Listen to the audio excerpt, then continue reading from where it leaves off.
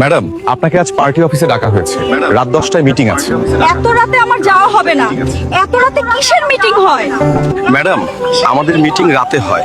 অনেক মহিলাও আসবে, চিন্তা নেই। হায় ভগবান, এখানে তো কেউ নেই।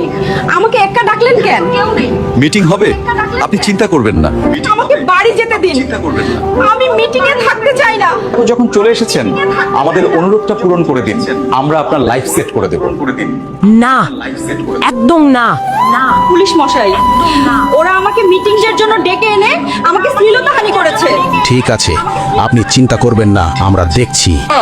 ওরা আমার লোক, ওদের কিচ্ছু করবেন না। কিন্তু ওরা অপরাধী। এটা পশ্চিমবঙ্গ, এখানে আমাদের আইন চলে, ওদের যেন কিছু না হয় ডাক্তার। ওরা আমার লোক। এই রাজ্যে মহিলারা নিরাপদ নয়। মহিলাদের সুরক্ষিত করুন, অপরাধীদের দমন করুন। বন্ধ করো অপরাধীদের অত্যাচার, পরিবর্তন করে গড়ুন নতুন সরকার। দর্শক বুঝতেই পারছেন, ভিডিওটি এআইয়ের মাধ্যমে বানানো হয়েছে। আবারও বলছি, এই ভিডিওর সত্যতা আমাদের কাছে নেই। ভিডিওটি এআই ভাবে বানানো হয়েছে, তার কিছু ফুটেজ ওদের কাছে এসছে। গভীর রাতে মেয়েদেরকে ডেকে নিয়ে যাওয়া হয় তৃণমূলের পার্টি অফিসে। কার কথা বলছি বলুন তো? শেখ শাহজাহান, সন্দেশকালীর বেতাজ বাদশাহ শেখ শাহজাহান, তার চেলাফেলা সঙ্গভঙ্গ বাড়িতে আসে দিনের বেলা, মহিলাদের বলে আজ রাতে মিটিং আছে ওই তৃণমূলের পার্টি অফিসে, আপনি যাবেন। তো বলে তাদেরকে ডেকে নিয়ে যাওয়া হয় এবং সেখানে কোনো মিটিং থাকে না। তাদের সঙ্গে খারাপ আচরণ করে এবং যেটাকে ওই ধর্ষণ বলা হয় আর কি, সেই আচরণ তাদের সঙ্গে তৃণমূলের নেতারা করার পরে তাদেরকে ছেড়ে দেওয়া হয়, মহিলাদেরকে ছেড়ে দেওয়া হয়। তারপরে যখন মহিলারা গিয়ে থানায় কমপ্লেন করে, অভিযোগ করে, সেই অভিযোগের ভিত্তিতে তাদেরকে অ্যারেস্ট করা হয়। আর অ্যারেস্ট করার পরে এই ফোন করছেন, দেখছিলেন না, ফোন করছেন সন্দেশকালীর বেতাজ বাদশাহ শেখ শাহজাহান ফোন করে বলছে ওরা আমার লোক, ওদেরকে ছেড়ে দেন। তো পুলিশ ইন্সপেক্টর তখন বলে যে ওরা ক্রাইম করেছে, অপরাধ করেছে, ওদেরকে ছাড়া যাবে না। তো তখন ওই শেখ শাহজাহান সাহেব বলেন যে এটা পশ্চিমবঙ্গ, বাংলা, আর এখানে এগুলো হয়। তো অ্যাকচুয়ালি শেখ শাহজাহান তিনি বেতাজ বাদশাহ সন্দেশখালী, তারপরেও তিনি জেলে রয়েছে। পুলিশ আধীন ব্যাপার, আদালতের ব্যাপার, তার বিরুদ্ধে একাধিক মামলা রয়েছে, কেস রয়েছে, বিচারাধীন ব্যাপার আর কি, এক কথা বলতে পারে আর বিচারাধীন ব্যাপার। সে ব্যাপারটা কেস হয়েছে, তিনি এখন জেল খাটছে, হাতে চুয়ে রয়েছে। আর তারপরে বিজেপির ওয়েস্ট বেঙ্গল ফেসবুক পেজে, আবারও বলছি, প্রতিটা ভিডিও কিন্তু আমরা সেখান থেকে কালেক্ট করছি। বিজেপির ফেসবুক পেজ, বিজেপির ফেসবুক ওয়েস্ট বেঙ্গল পেজটার নাম আর কি, সেখানে এই ভিডিওগুলো আপলোড করা হচ্ছে। আর বলা হচ্ছে রাজ্যে মহিলারা সুরক্ষিত নাই, পশ্চিমবাংলায় সুরক্ষিত চাই এবং নতুন সরকার গঠনের ডাক দিচ্ছে বিজেপি।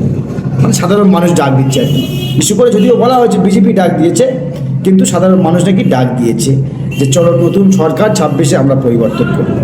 সত্যি বাংলায় কি মহিলারা নিরাপত্তায় নেই? কারণ বাংলার মুখ্যমন্ত্রী তো স্বয়ং মহিলা, তাহলে কি মহিলারা নিরাপত্তা নাই? আমরা মানছি, হ্যাঁ, শেখ শাহজাহানের সময় এগুলো হতে পারে, কারণ তৃণমূলের তো বিরুদ্ধে একাধিক অভিযোগ। তবে এটাও সত্য যে বিজেপি যদি রাজ্যে আসে তাহলে কি মহিলারা নিরাপত্তায় থাকবে?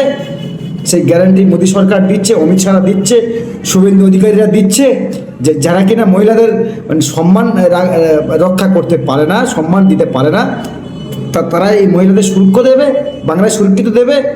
মানছি তৃণমূলের সময় কিছু তৃণমূলের লিডাররা, চরিচানা লিডাররা মহিলাদের সঙ্গে এই ব্যবহার করেছে, আমরা মানছি করেছে, যদিও এখনও আমাদের কাছে প্রুফ নাই, মেনেও নিচ্ছি করেছে কিছু, সবাই তো নয়।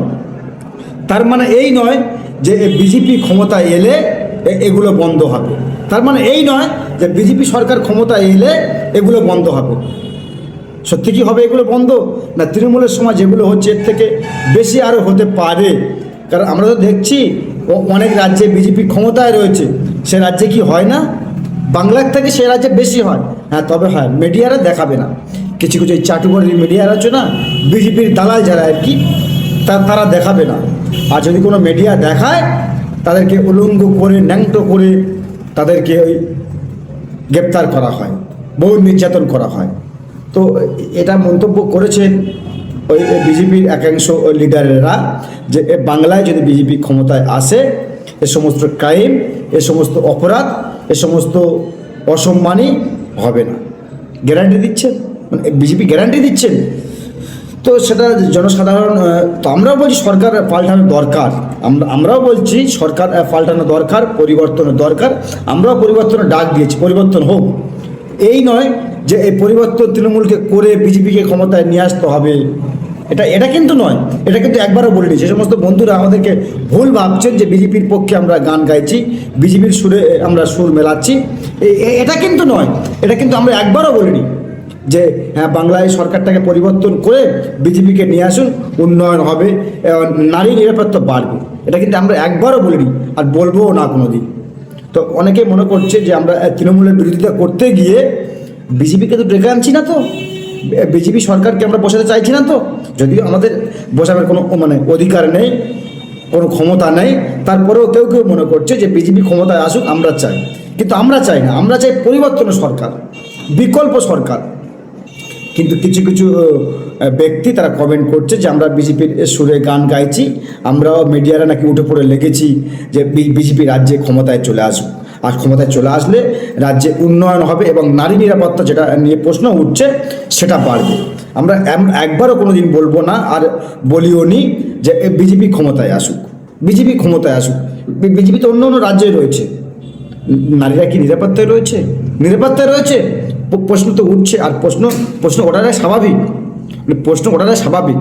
অন্য অন্য রাজ্যে তো বিজেপি সরকার ক্ষমতায় রয়েছে, তো সেখানে কি নারীরা নিরাপত্তায় রয়েছে?